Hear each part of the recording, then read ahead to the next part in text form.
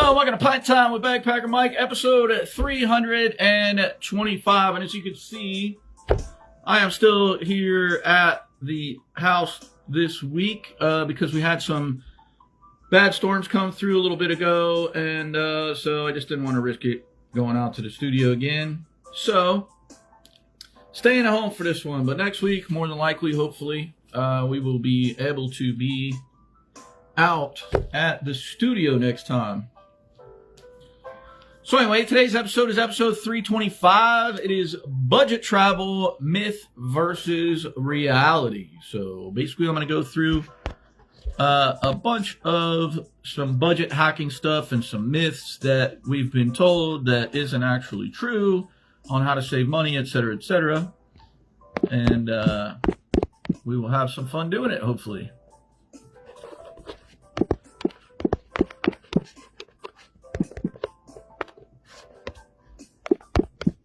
I'm just sending out a couple messages real quick to let some people know that I'm on.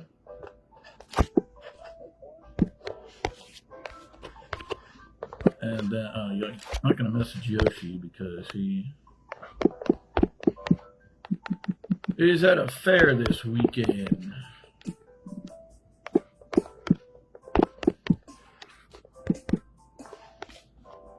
So I'm just trying to message a couple people here real quick. Let's see, there's a couple more here. I hate when I fat finger stuff.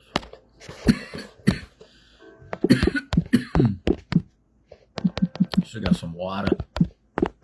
Need to get me a water. Okay, I think I got everybody. Nope, I needed one more. Okay, I think I covered all the bases. Just to make sure I got everybody. But anyway, here we go. Oh, Sharon, there you are. I just sent you a message. Hey, cuz. I just got to grab a water real quick.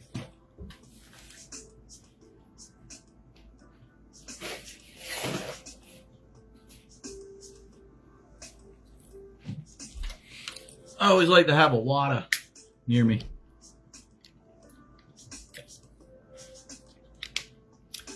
Anyway, so hopefully everybody is having a good day so far. Charles, what's up, brother? Thanks for jumping on. Appreciate it. So to recap real quick, today's episode is about budget travel, myths versus reality. So some of this stuff here will work even if you're not like traveling abroad and you're traveling in your own country or whatever. You can do the same for domestic flights, etc., etc. So, to give you guys, Morgan, what's up?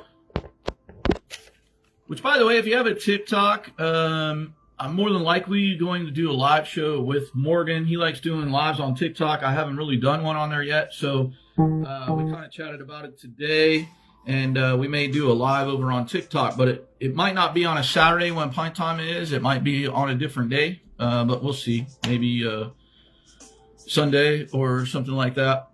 I have some stuff coming up that I got to get done, but maybe next week or the week after. We'll just see what Morgan's schedule looks like. I got 3 beers to try for you guys today. I'm still on the beers that I got from Ohio. Ohio. I believe they're all from Ohio, but now that I'm looking at the one, it's got to be still from Ohio. Yeah, it's from Cleveland. So these are all from Cleveland, Ohio. Cleveland rocks. Cleveland rocks. Hey, babes. Good to see you on. Hopefully it's not too crazy busy over there. All right, so the first beer I have to try for you guys, and then we'll get into the show, obviously, is from Cleveland, Ohio. This is Collision Bend Brewing Company, Lake Erie Sunset. How cool is that? It's an American wheat ale brewed with blood orange and orange zest. So it's going to have a little zestiness to it. They're actually out of Euclid, Ohio, which is basically a suburb of Cleveland. Inspired by the stunning views from our Riverside Brew Pub patio, Lake Erie Sunset starts with bold aromas of oranges and finishes bright and tart. The perfect complement to Cleveland summer all year long. How about that? What is the ABV on this thing? 5.6, but pretty cool there. If you're not familiar with that bridge, that is a bridge that goes over the Erie Canal, I believe it is. And there used to be, actually, here's a funny, cool story. I believe it was on this side, or maybe it was on this side. It might have been on this side. There used to be an outdoor venue. It was called Nautica Stage. And I did a bunch of executive protection there for a lot of bands, including Adam Sandler when he came and did his Lunch Lady acoustic tour. So I would stare at that bridge all the time while I was doing the show. And they'd always have it lit up and everything. The next one I have to try for you guys is Market Garden Brewery. These are from Market Garden Brewery. This is a lemon shandy, and it comes in at 4.5%. On the Richter scale, brewed with sparkling lemon soda. This thirst-quenching shandy is vibrant pale wheat beer. Its fresh, sweet citrus notes come together for a lively and energizing brew. Brewed with lemon juice soda. Interesting. But there you go. There's the can. And then we have a Ginger Mule. Market by Market Garden Brewery. It is also a shandy. Malt beverage with natural flavors, sparkling ginger beer blended to perfection with a lemon lime citrus soda twist. Bold, spicy, balanced, and refreshing, this shandy is perfect companion to a cold copper mug. So it's supposed to imitate a ginger mule. So I'm assuming it's like the alcoholic ginger beer. But anyway, there you go. So as tradition goes here, on Pint Time, you guys select which beer I try first, and then we will get into the show.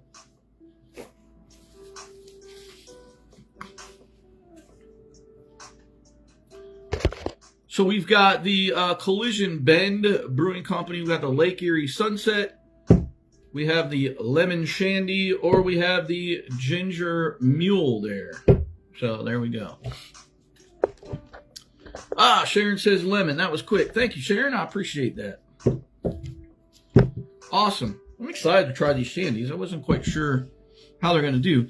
I really do like a lemon shandy. I had many of the lemon shandies while I was walking the Camino. It's basically they would pour like 3/4 of a light beer, like a lager or an ale, and then they would just add lemon soda to about 1/4 of it. So this makes total sense that it's blended with lemon soda. Not very lemony on the nose, though, but here we go. Cheers.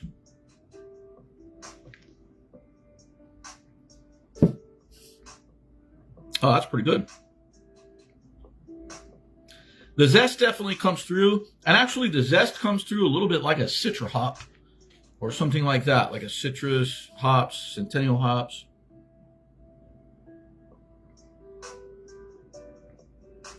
That's pretty good. Let me do a hard pour for you guys.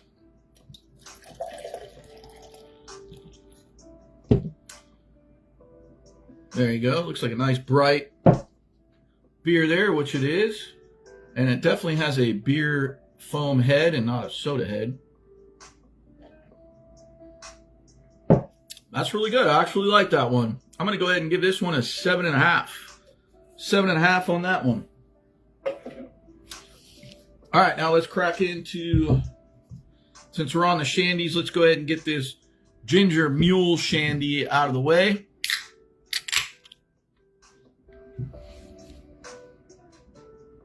Smells like ginger. Smells like ginger ale. Smells like a ginger beer.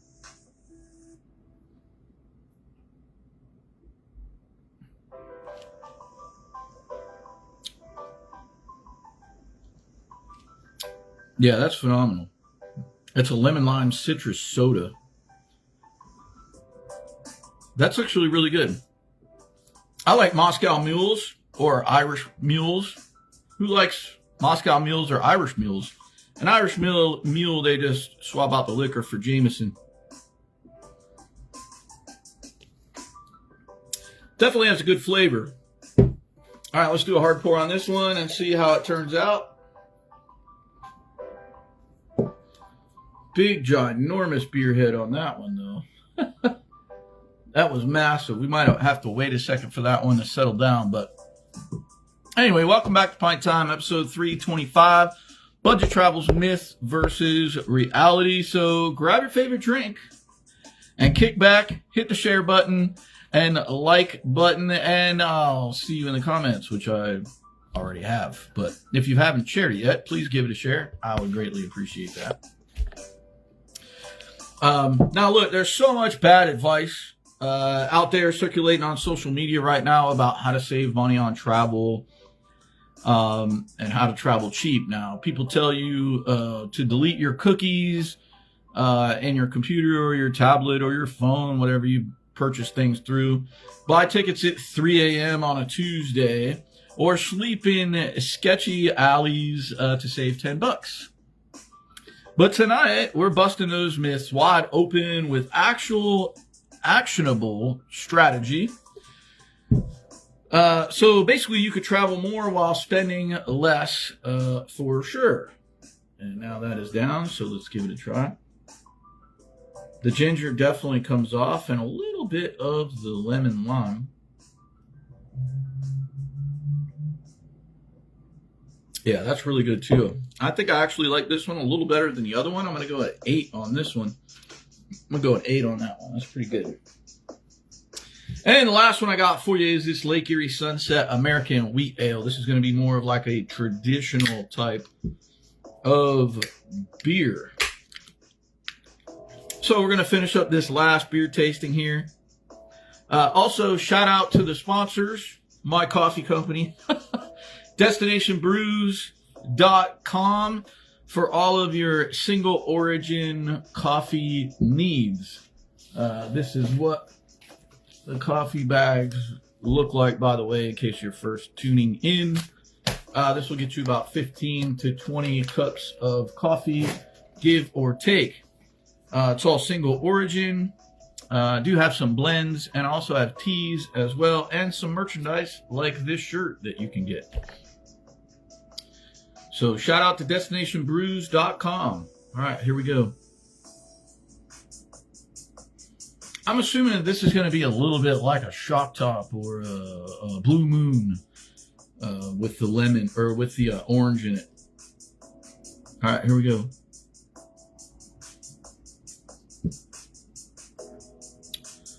Woo! That orange zest packs a little bit of a punch. It gives like a weird sort of finish on the back of the palate there. The initial mouthfeel is good. It's hitting like an IPA more than a wheat ale.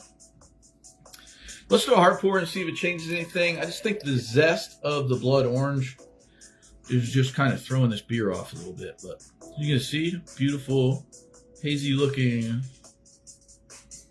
wheat ale.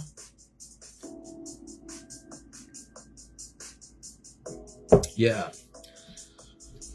I think they overdid it on the zest. It's almost giving like grapefruit vibes or something. Bold aromas.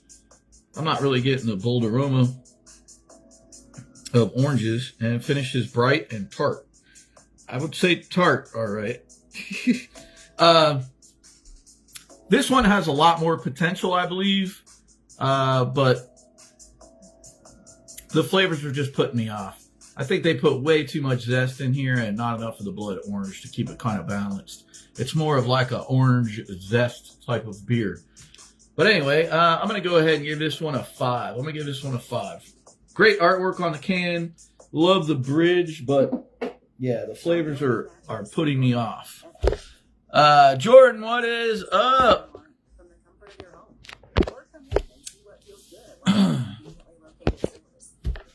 Yeah, the hard pour definitely changes things. Absolutely, for sure. All right, so shout out to Mexican chocolate coffee from Destination Brews. Yes! I gave Sharon a sample of the Mexican chocolate, and she loved it. I really enjoyed the Mexican chocolate myself as well, and it goes really good with like a tablespoon of honey in it because it just kind of complements the hint of chocolate in the coffee. So, but anyway, thank you so much, Sharon. I appreciate the shout out. Now, when most people hear budget travel, they picture sleeping in a noisy 16-bed dorm room, which you can do. Eating lukewarm instant noodles. You can do that too. I've done that. I've done all of the above.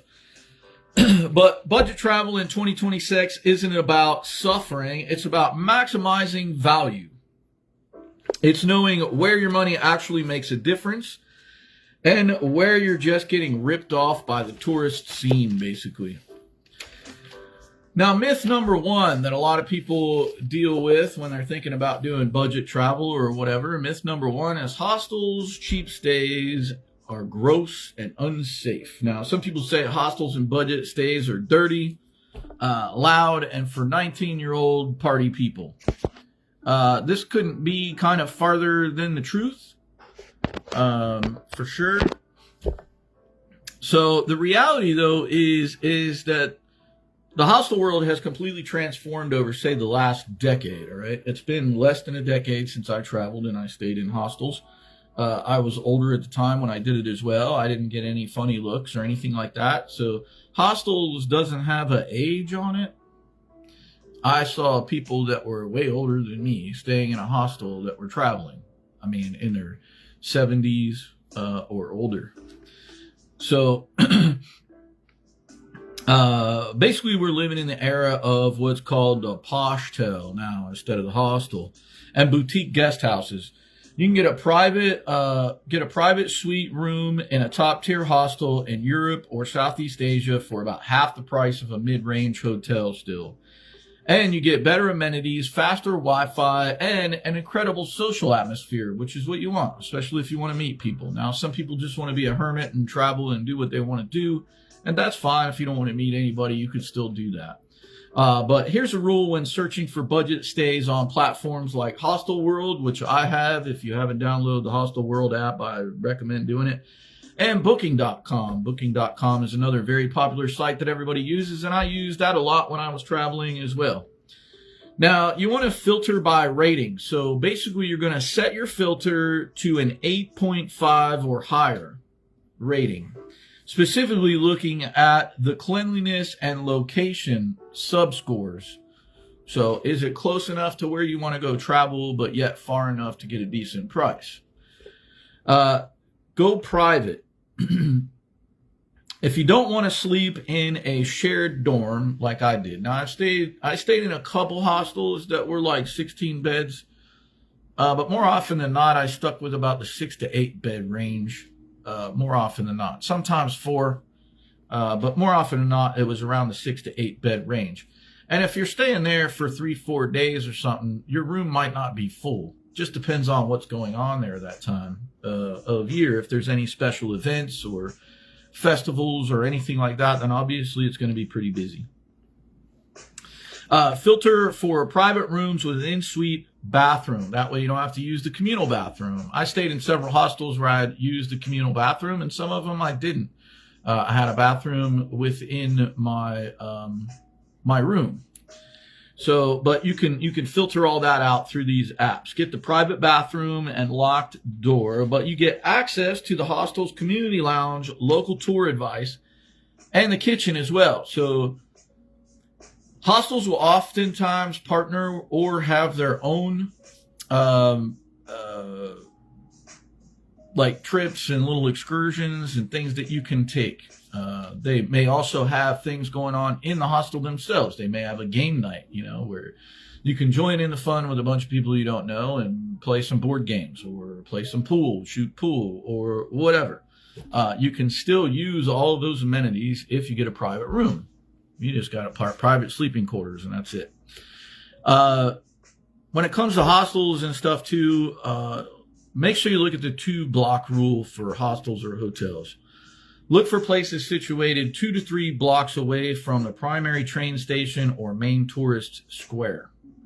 They're significantly quieter, safer, and about 20 to 30% cheaper. More often than not, I found a hostel literally that 2 to 3 blocks, or it might have been a mile or maybe 2 miles outside of the touristy center that I wanted to go see, whether it was the Eiffel Tower or whether it was the Acropolis in Athens or whatever. I would I would find places that were a decent walk away, maybe sometimes a little bit too much of a walk.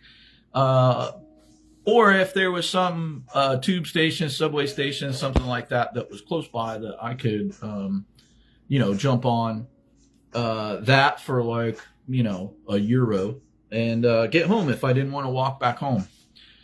A hostel that has beer and billiards. Oh, yeah. A lot of hostels have bars in them as well. And if they don't have bars, sometimes they have a refrigerator that has beers in it that you can buy. So there's a hostel down in Miami Beach, close to Miami Beach. It's close to the Holocaust Memorial down there, which is a really cool memorial, by the way, if you want to go see it. It's called like Bed and Beers or something like that. I stayed there one night when I went there to shoot a video of the Holocaust Memorial there. And I got a private room there, and I think it was maybe $45, $50 a night, which, considering that you're in South Beach and every hotel there that you're going to get is going to be $250, $350, $450 and up, $45, $50 wasn't bad. And I had a private room.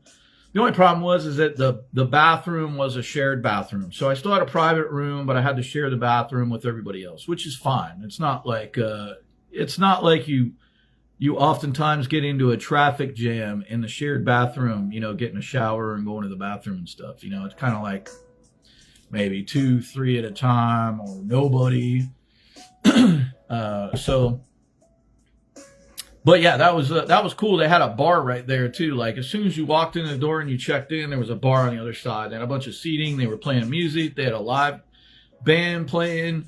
It was super cool. So hostels are actually really cool to stay in. I would stay in a hostel again. Not a problem. So, has anybody here that's on right now, have any of you ever stayed in a hostel? Just curious. If you stayed in a hostel or a really cool cheap hotel, let me know in the comments below. And whatever tips or experiences that you had, that would be cool as well.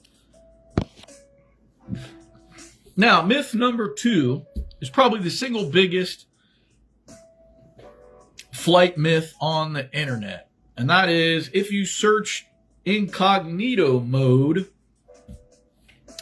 or buy your tickets at midnight on Tuesday, you unlock cheap flights. Not true. Anymore, not true. No, only seen the film. Same name. I know, right? When I was telling people back in the day I'm like, I'm going to stay in a hostel. Everybody brought up that movie. You're going to stay in a hostel. You're going to wake up in a bathtub full of ice with your kidneys missing.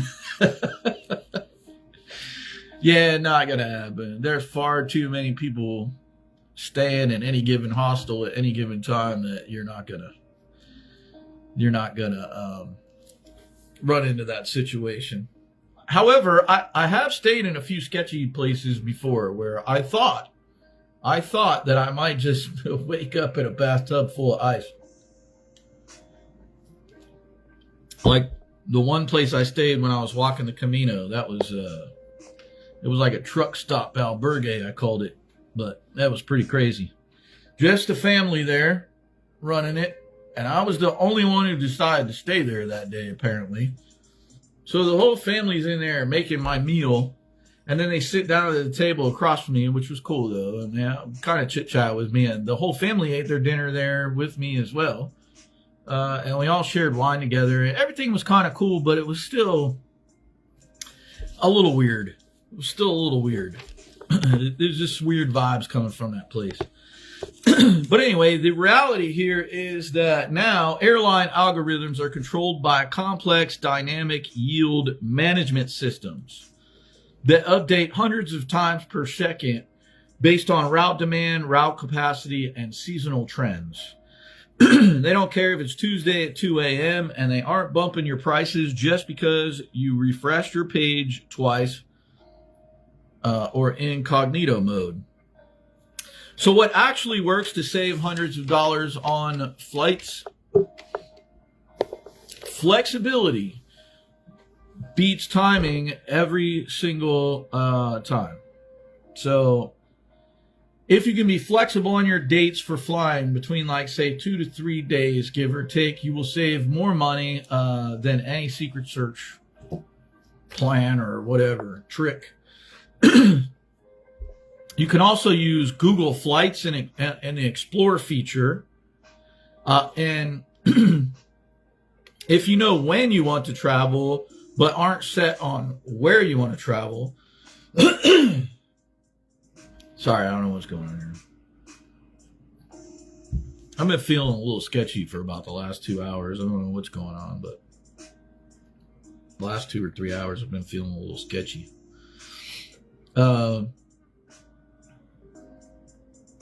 So basically, if you know when you want to travel but aren't set on where, leave the destination blank in Google Flights or Skyscanner, which I used to use Skyscanner a lot. I was actually an ambassador for Skyscanner while I was traveling. I earned like a little bit of a commission every time somebody booked using my link type of thing. And then Skyscanner also asked me to be a travel writer for them on a website that they had started called Triptych, I think it was. It's since been disbanded about, I don't know, maybe 7 years ago or so. But I wrote several articles for their travel site and also reviewed many places that I had traveled to, and gave them a score, 4 out of 5 or whatever. So Skyscanner is really good as well. Weird is not for me, right?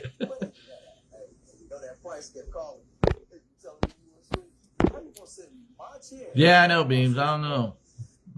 It's been weird the last couple hours. But anyway, I just got to get freaking healthy again. Damn it.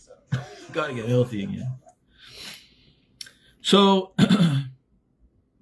you want to leave that thing open, and it will show you a map of the cheapest places on Earth to fly to during your window. So say you want to travel in August. You put August 1st through August 30th with no destination, and Google Flights will bring up the cheapest flight first and then, consecutively down and where it's going to. You have to put like where you want to fly out of. Like in my case, would it be Tampa, Orlando, whatever. But yeah, so you can find some cheap flights. And there are some travel people that I follow, some travel creators that I follow that do just that. They literally, one guy takes a day trip. He literally finds the cheapest flight to fly. I think he lives in New York though. So it's so super easy for him to get flights in and out of New York for cheap. But one time I watched him and he found a really cheap flight and he said, well, we're going to Colombia today. And he just hopped on a flight, flew to Colombia, spent the whole day and the night in Colombia, took the latest flight out that he could take back to New York, landed back in New York the following morning or whatever, and he shot a video the whole time he was there. Like, that's insane. I don't know that I would want to do something like that, but he uses that function in order to find the cheapest flights to do. So I'm gonna have to check that out myself. I've never used that function before, so I'm gonna have to check that out myself. See what cheap flights I can get. The prime booking window for international flights, the sweet spot is generally 2 to 5 months out. Now, you can find cheaper flights sometimes within a shorter time frame, but the general consensus is 2 to 5 months out for international flights. And for domestic flights, it's 1 to 3 months out. A lot easier because you got a lot more domestic flights going out of your airport. Booking 10 months in advance usually means you're paying baseline full fare and waiting until 2 weeks before. Means you're paying business rush rates. Now, when I was traveling in the world, I obviously was not booking my flights 1 to 5 months out or 2 to 5 months out or whatever. I was booking them sometimes days in advance. And I didn't really have an issue. There were some places that I found trying to find flights that were a bit frustrating or that weren't going to work out for me. And they were a little too expensive. But more often than not, I was totally fine. So it just all depends, but these are the general consensus of when you can save some money. And using that Google Flights will help you a lot. Now, if you're traveling on a budget, this is another myth. If you're traveling on a budget, you have to eat cheap fast food and bland instant meals all the time. Now, you can do that if you want to. It depends on what type of budget that you're traveling on.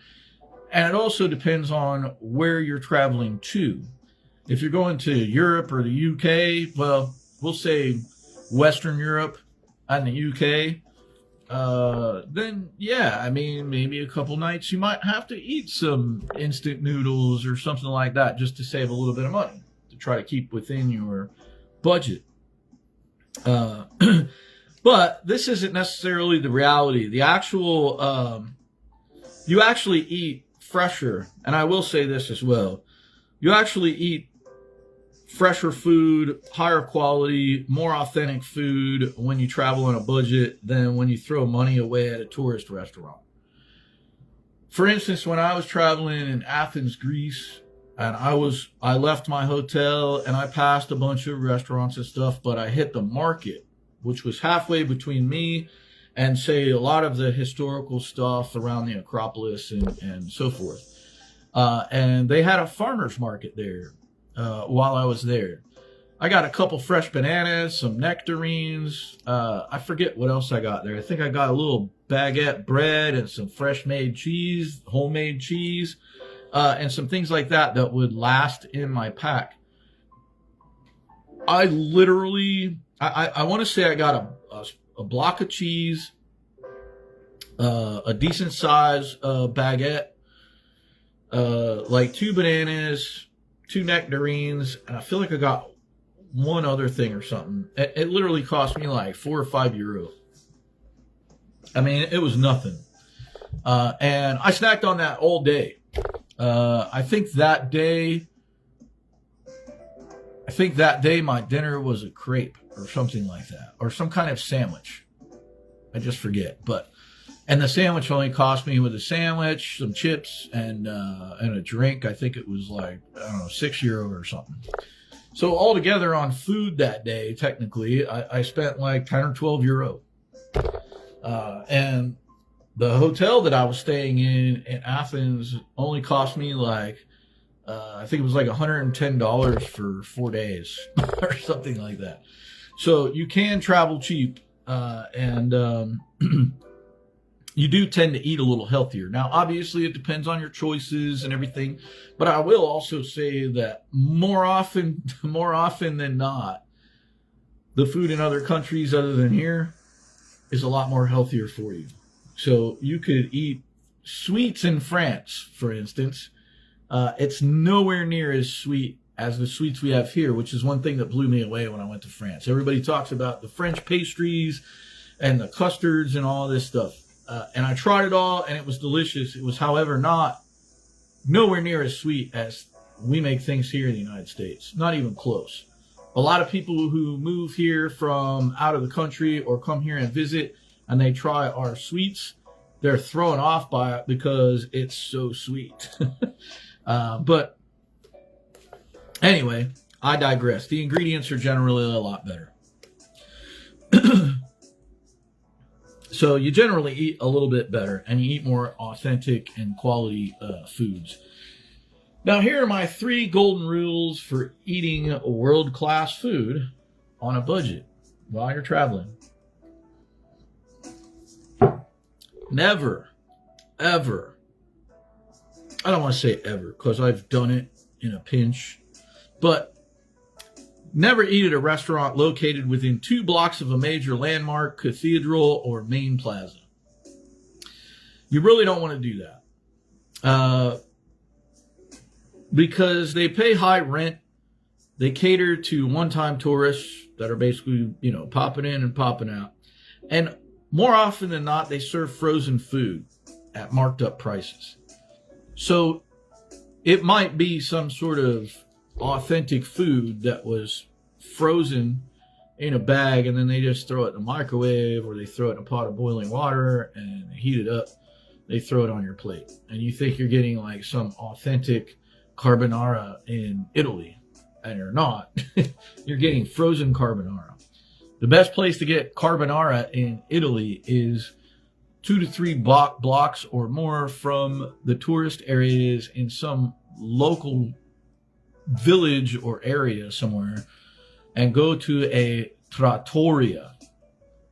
A trattoria is a restaurant handed down generation after generation in Italy. And more often than not, they will have a plaque on the outside of the building showing the lineage of the restaurant. And those recipes have been around for 100 years or more. So those are the type of places that you want to go. And it's a lot cheaper and better quality food.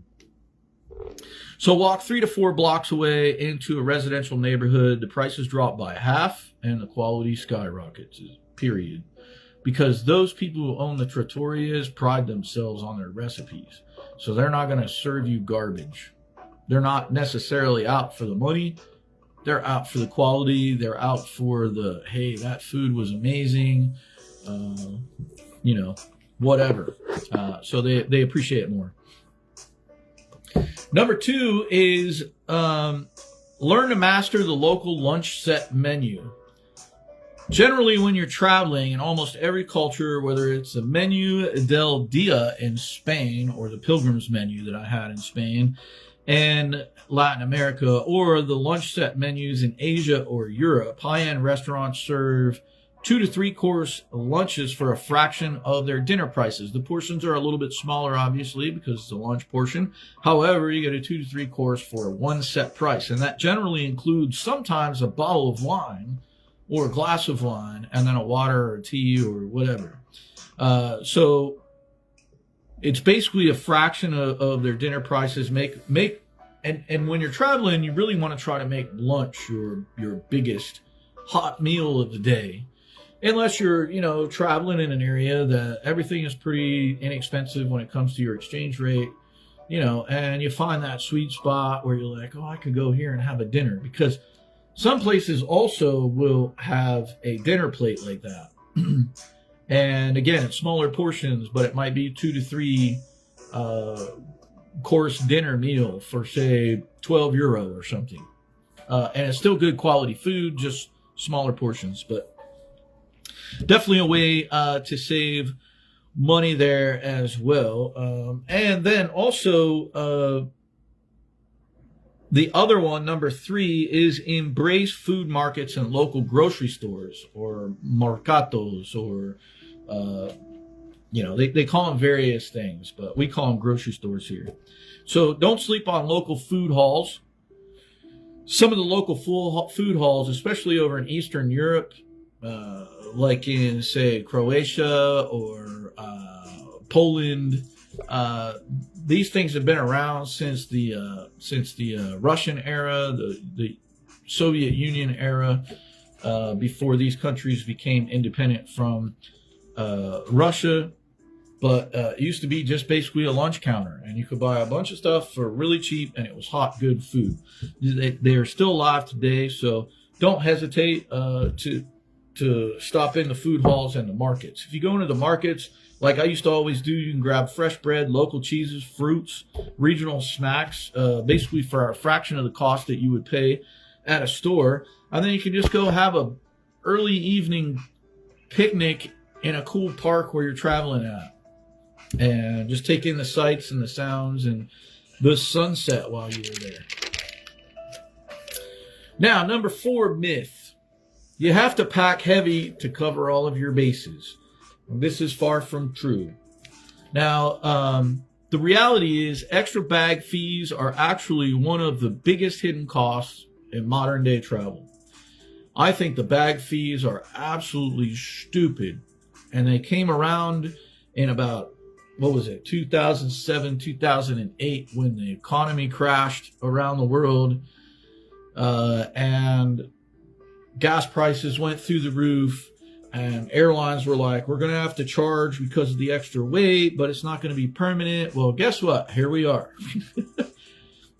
20 years later, and we're still paying baggage fees and all this other garbage. It's so stupid. It's stupid.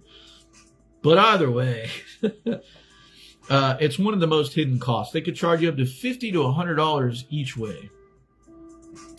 So packing ultralight using a single compact backpack, say like a 35 liter and below or something like that, it isn't just about saving cash. It's about freedom and saving time. Why does it save you time? Because your bag never gets lost by the airline. You get to skip the baggage carousel entirely. You don't have to drop a bag off. You don't have to pick a bag up. It all goes in the plane with you. You can hop directly on the local buses without having to put anything in the bottom. Trains, or walk through cobblestone streets without dragging a heavy rolling suitcase behind you. Now, you want to pack for 4 to 5 days at most. And regardless of how long your trip is, choose lightweight, moisture-wicking fabrics. And you want to roll your clothes up. Maybe I'll do a video one day on how to pack your backpack with etc. But you want to roll your clothes up, pack them in nice, neat little spots, and all that stuff. And do a quick 20-minute sink wash, or use a local laundromat once a week, which is what I did. Laundry in a foreign city, doing your laundry at a laundromat in a foreign city can be an experience in and of itself. It was for me several times. But yeah, sometimes I would, if I found a really inexpensive, decent hotel for like €25 a night, sometimes I would just take, because I mostly had just dry wicking shirts. Those dry fast. So over there, more often than not, you could find a tube of hand wash detergent. So you basically fill the sink in your bathroom with some water. You squeeze some of that soap in there. You get it nice and sudsy. Throw your clothes in. Wash them around. Whirl them around. Give them some of this, whatever. Then rinse them off in the tub. Wring them all out. Make sure you get all the soap out. Put them on hangers and hang them up in your room with the ceiling fan on or the air con on. AC. They call it air conditioning. They call it air con over there in Europe and most other places. But just hang it up there and go out and explore for the day. And when you get back, your clothes are going to be dry.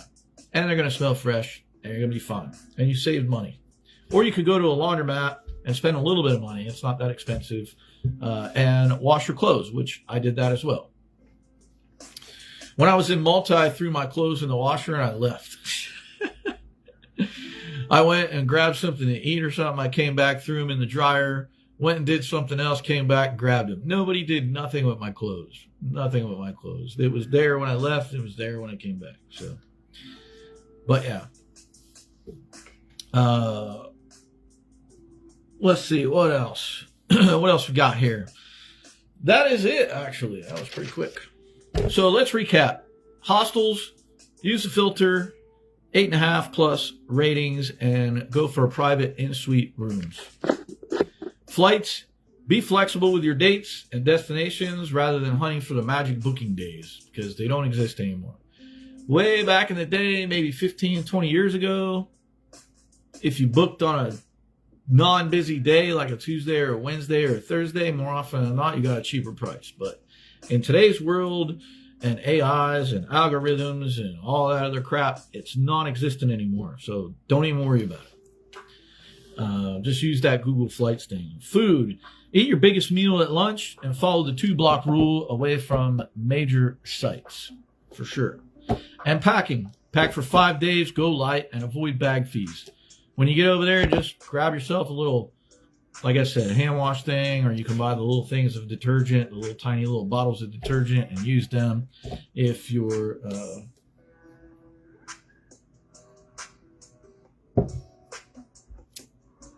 I did the whole entire show and I didn't even finish my beers. That was a lot quicker. I had 6 pages of notes, but I guess I just kind of blew through them really quick. I feel like I missed something. Like I keep looking back like, what did I miss? What did I miss?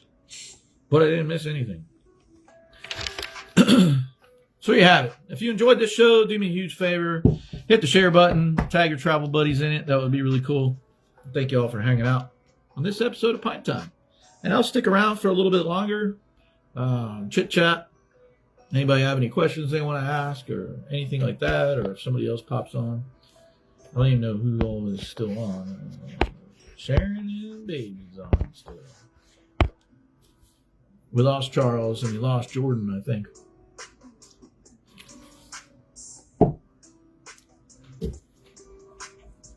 But that's okay. I appreciate them jumping on for the amount of time that they did.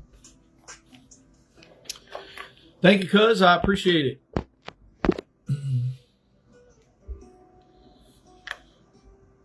Man, that was like a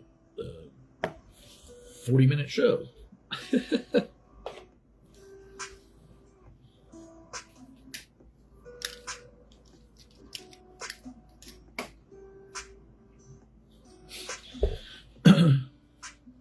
So I got a few cool little gadgets. I'll just chit chat about this for a minute. I got a couple cool little gadgets recently. One I'm going to use to promote Destination Brews. But this is actually an espresso or coffee maker. You just tap this button here and turn it on. You can charge it through this port here. And then here, that's your coffee cup. These are all the little bits and pieces in here, which I got to go through and figure all of it out. But you got your press. You got the coffee thing. You got to turn it upside down when you do it. You take this off down here and you put all your water in there for your cup of coffee. You put your water in there. It heats up your water for you. It will slow drip the water through your thing here. Got a little drip nozzle here where your espresso will come out of. And yeah, so you just put your coffee in there. I don't know if I can figure out how to put this all back together again, but wow, I pulled this out of here, that's why. I think I did. I don't know. See, I'm all lost already. But anyway, this thing is pretty cool. And I'm excited to give it a try here at some point. What is going on here? Why aren't you fitting?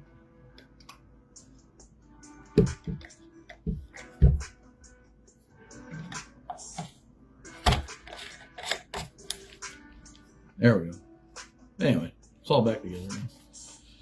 Yeah, so this thing's pretty cool. I'm super excited to give this thing a try and see how it works out. This goes on here. And there it is.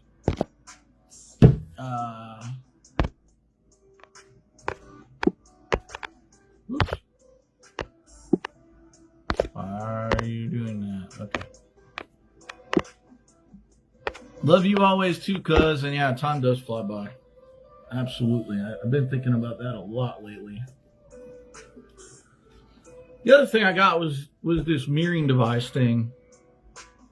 It won't turn on unless it's connected, but this thing is like, you're supposed to stick it to the back of your phone. It's got the little magnets here. You stick it to the back of your phone so that you can use your regular camera on the back side of your phone. And you can see through this on the back side of your phone, so you can use the better camera. So like if I was doing this live, instead of using my front-facing camera, I could use the back camera and see myself. When I purchased it, they said it was touch screen. You can see the reflection of the show in there. They said it was touch screen, and I hooked it up yesterday, got it working, and was trying to touch the screen, and no touch screen. It wasn't doing anything. I was going to use it for my TikToks because I'm always using the front-facing camera, and now I don't know what I'm going to do because it's not touchscreen, and that was the only reason why I got it, because when you record through TikTok and you save it, you know, I'm always hitting the pause button when I'm recording. So I thought, well, that would be perfect. I can use the better camera. I can use that to hit the pause button. Not so much. So that kind of sucks. So a couple new different gadgets there.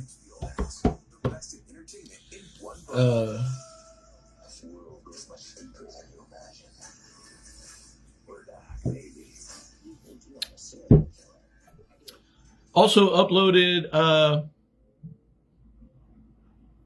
another 2 videos. My Flight 93 video to YouTube, which I've got over here up. And my 8 Ultimate Trackside brewery stops. That is up as well. And then I have 2 other videos scheduled to upload tomorrow and Monday on my YouTube. So starting to get more into the YouTube. Also upload the Flight 93 and Fatheads Brewing and Codex Brewing, which I absolutely love. Codex Brewing, it's such a cool little place, and the owner is super nice. He used to be a master brewer at another brewery and then decided to open his own place, and he's such a nice guy. I think his name is Scott. I just forget. I think it's Scott though. But yeah, so got those videos uploaded, trying to do a little bit more for you guys here and get a little bit more focused, but sometimes lately it's just been hard to find the motivation. But it's been 1 year now, so I got to get my shit together.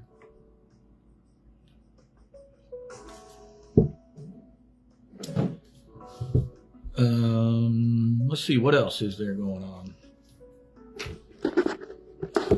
Not really much else to update about. Got the coupon books in now, so I got to do coupon books for the next couple days, so I probably won't be uploading much. But yeah. Anybody got anything cool going on that they want to share? Anybody taking a trip anywhere? Or want to take a trip anywhere? I'm just curious. Where's my tablet at? I'm gonna go on my other tablet. I've got 2 tablets. 2 tablets, a laptop. I'm gonna go on here and I'm gonna go to Google Flights real quick, and I'm just gonna see.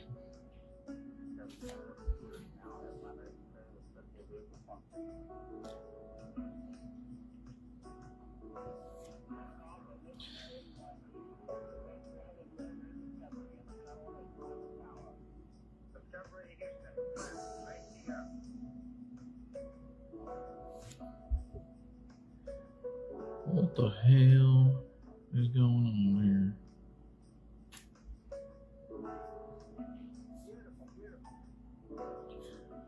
Google. Yeah, Google. All right. So if I'm on Google, then Google Flights should be... Is it over here somewhere? No.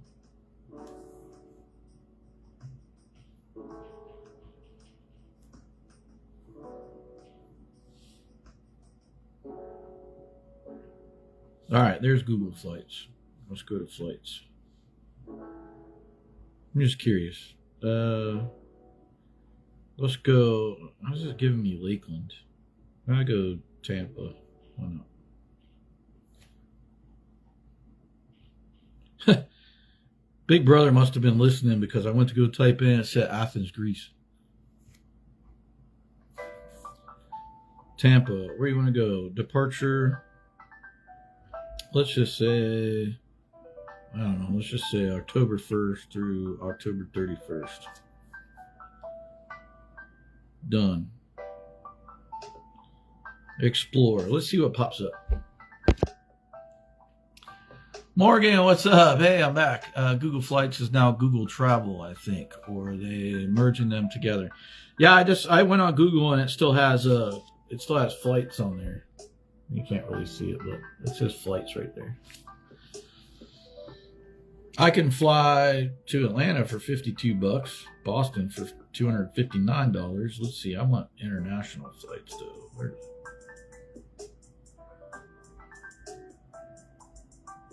When they show me international flights, I think I got to select international flight.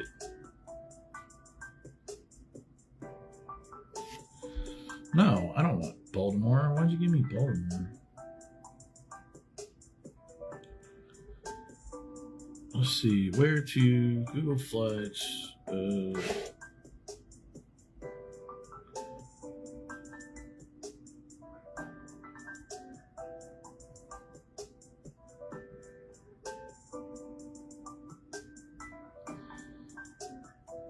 All right, why is it not giving me international economy?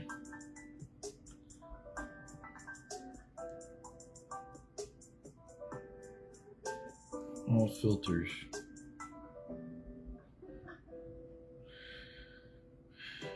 Alliances, One World Sky Team. It gives you an option to put in like your rewards.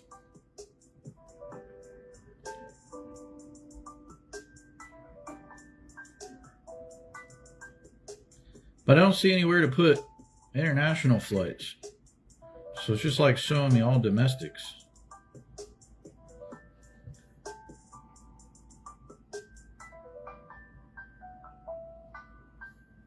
Flights.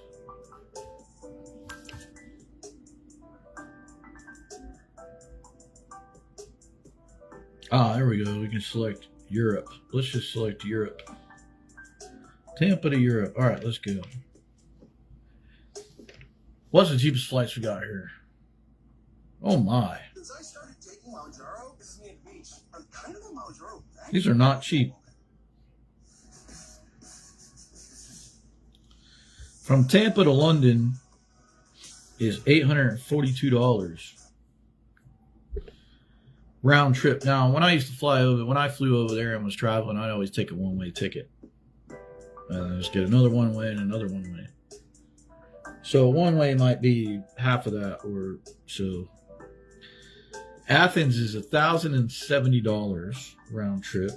Lisbon, Portugal is $846. Dublin, Ireland is $813. Edinburgh is $1,006. Paris is $835. Rome, come on. Barcelona, $935. That's where I would fly into if I was going to do the Camino. Venice, Italy is $1,112. Amsterdam is $1,006. My goodness, travel is not cheap these days. And this is in October. Well, I would imagine any flight into Germany or that area over there in October is going to be expensive because of Oktoberfest. So, yeah, it looks like the cheapest flight on here is like $700 or $800. $793.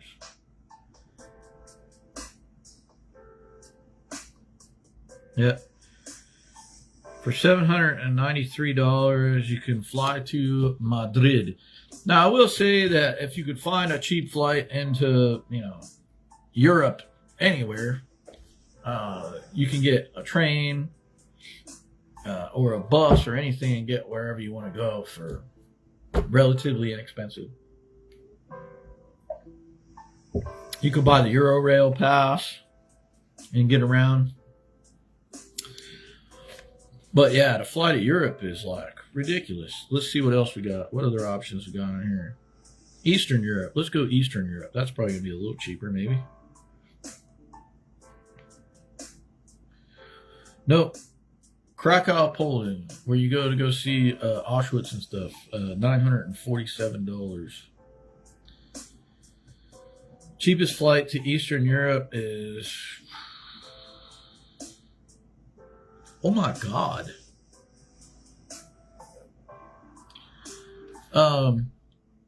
Morgan, do you know where I've never even heard of this city before.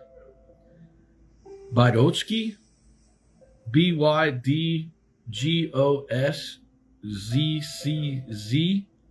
Bydgoszcz? Bydgoszcz or something like that. The flight is $4,956. Jordan, you're back. That's not even the worst one. Lassi, Lassi. I'm not sure where that is either, but that's $6,526. Holy crap. Sukiava? I don't even know where half of these cities are. Sukiava is like $6,781. Good Lord. All right, we're doing with Eastern Europe. Let's type in Southeast.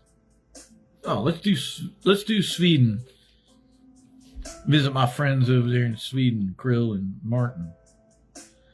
Nope, $949. $939. $939 is the cheapest flight, and that's flying into Gothenburg.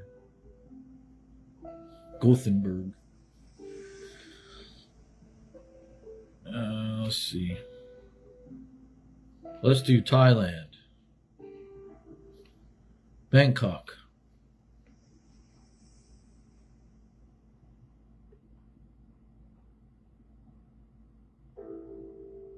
$1,037. That's the cheapest flight. Plus 1 day. Now this is flying out of Tampa. You might be able to get a little cheaper flight out of like Orlando or something, but $1,037. Now that's round trip, and that's the cheapest. Anybody got a country? Well, if you're flying to Tampa, that's like a paycheck if you're minimum wage. Yeah, I know, right? That's just ridiculous. Like I said before, I would get one-way flights. I'm looking at round trips here, but let's do Vietnam. Let's do Hanoi.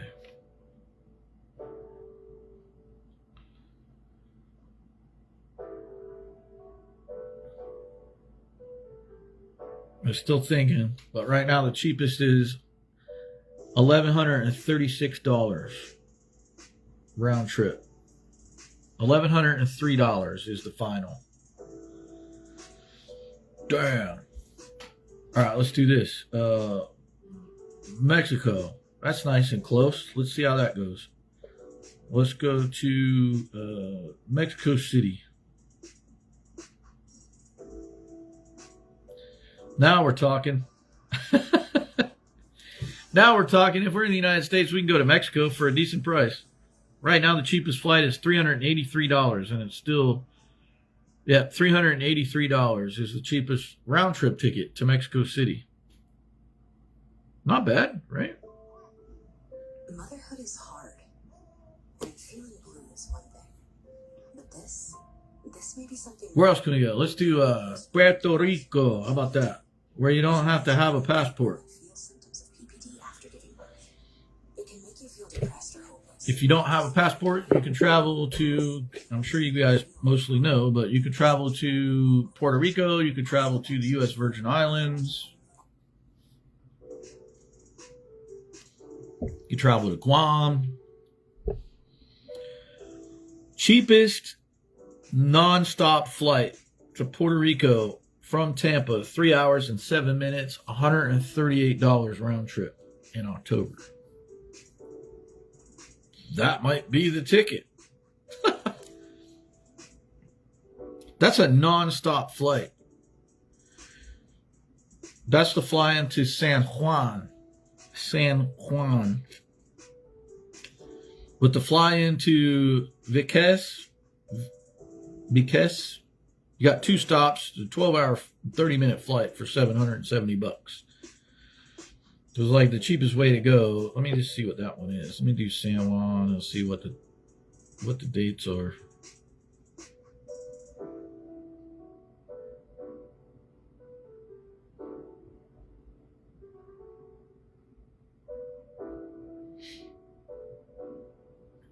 Well, the $138 flight would leave at 8:51 p.m. And arrive in San Juan at 11:58 p.m. So it's kind of one of those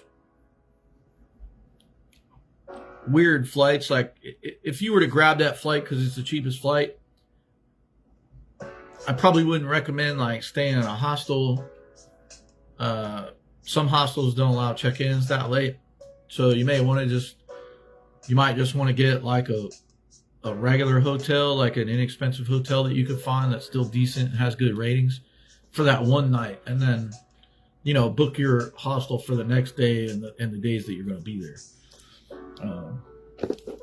San Juan, parts of San Juan could be a bit sketchy at night, so especially that late. So you probably wouldn't.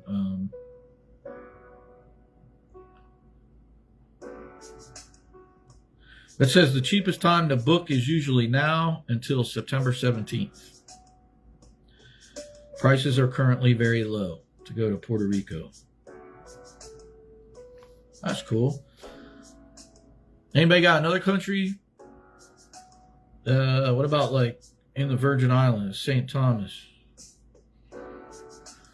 St. Thomas, U.S. Virgin Islands. Let's see what that one is. Prices are currently very high. And yes, they are. The cheapest flight is $712. It's a 20-hour and 5-minute flight. Holy crap. But you got a long layover. You leave at 11:50 a.m. and you arrive the following morning at 7:50 a.m. But then for just another $20 more, you can have a 5-hour and 11-minute flight. So, again, $20 is $20.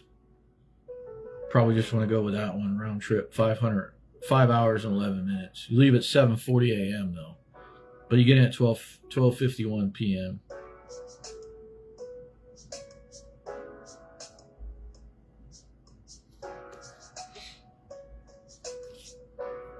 Anybody got anything else they want me to look up? Just out of curiosity.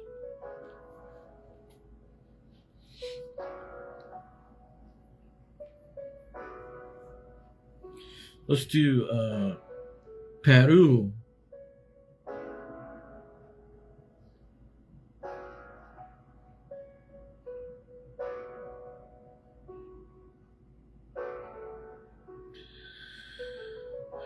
Actually, Peru's not, well, the cheapest flight is $511, and it's 10 hours and 5-minute flight. That's the fly into Lima. Or you can fly into Cusco for a 20-hour and 23-minute flight, 2 stops, $814. Venezuela.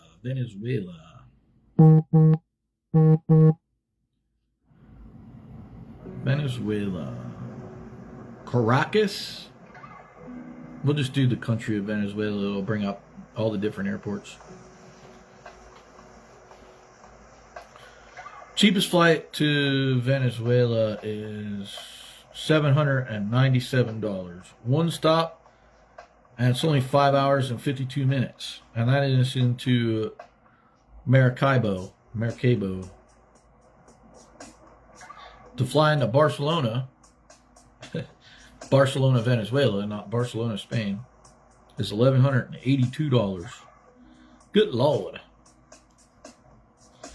Let's go Brazil. We go to Rio.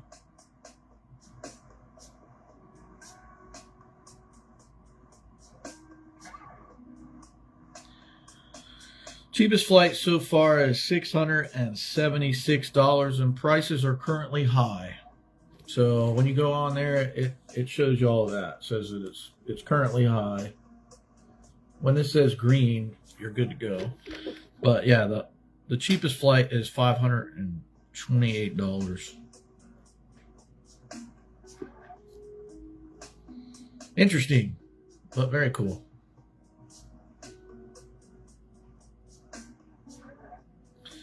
Then you got to find a place to stay there, which you could find hostels and guest houses at every place that I mentioned for sure, and be totally fine.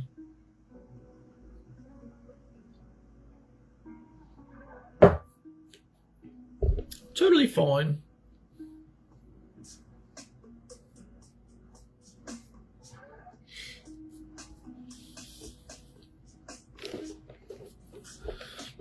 Anybody got another one?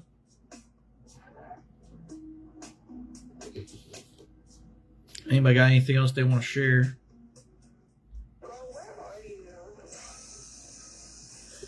Shut up. Shut up.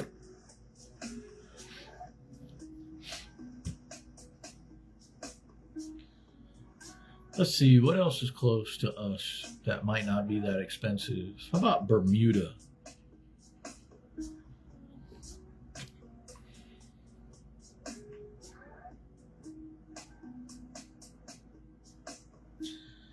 Cheapest flight to Bermuda from Tampa is $528.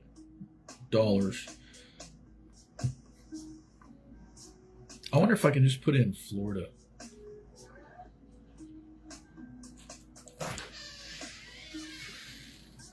Well, hi, Bean. I didn't know you were on your way home.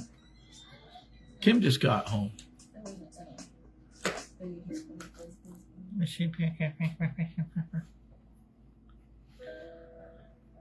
Oh, that's next out of it. There you go. Where'd it go? Where'd it go? No. No, that's not what I want.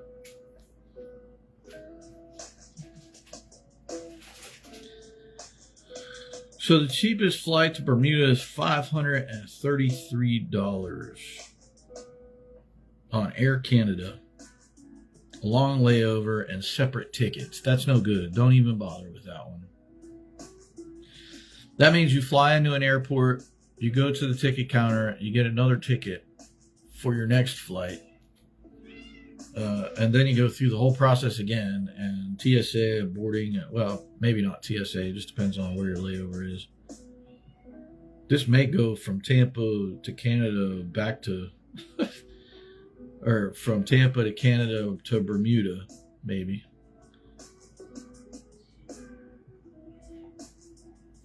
But $533, that's not worth it. 13-hour, 5-minute flight, and you got to switch tickets.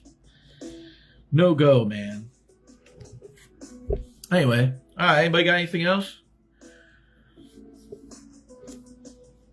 All right, with that, I will let you guys go, and I will finish up my TikToks here. And I will see you all next Saturday. I got here.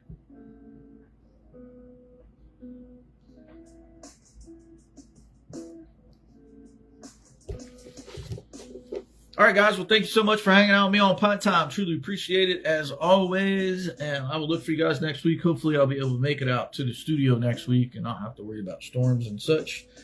But we will see. We actually needed a lot of the rain here, so I'm not overly upset about it. It's just I feel like it's just been raining forever lately. Forever. Anyway, thank you guys so much. I truly appreciate it. As always, peace, love, and let's continue to experience this beautiful world together. I'll see you next time on Pint Time with Backpacker Mike next Saturday. And check out the videos I uploaded, and if you like them, please share them to your Facebook page, tag your friends in it, whatever. I'd appreciate that as well. Thank you guys. Peace.